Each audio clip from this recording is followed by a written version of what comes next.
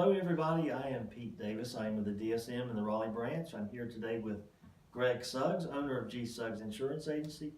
Greg is actually our commercial lines task force rep, but today we're going to talk about personal lines, specifically PCLs.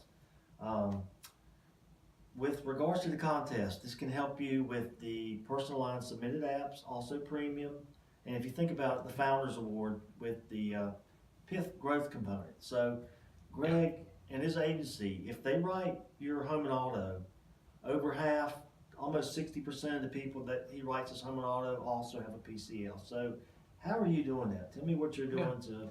Well, the easiest way to do it is when you're meeting with a new client, always give them the option for an umbrella, whether or not they already have it.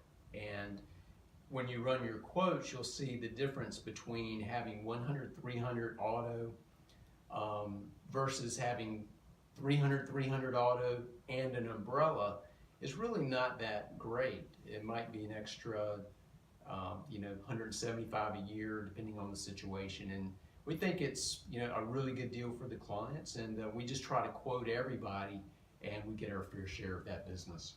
Okay. As far as the contest goes, are you doing anything differently that you normally would not do? Great idea, brilliant idea by Pete Davis. So Pete has the ability to give me a list of clients who already have the underlying liability limits to qualify for an umbrella.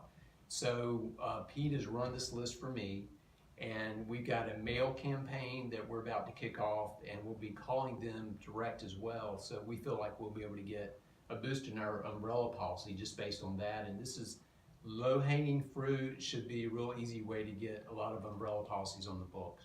And if you need your list, just ask your DSM and they can easily get it to you.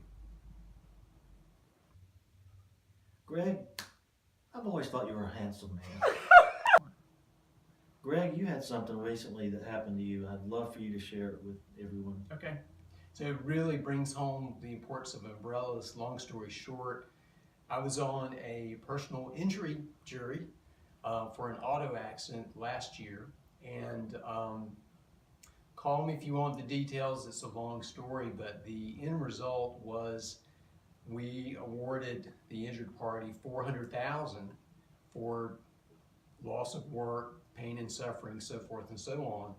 And I found out the next day that the at-fault driver's insurance limit was $250,000, which really was mind-boggling because this guy was a doctor. We kind of assumed he would have very sufficient liability limits, and the end result was he was going to have to come out of pocket $150,000 to pay for the settlement.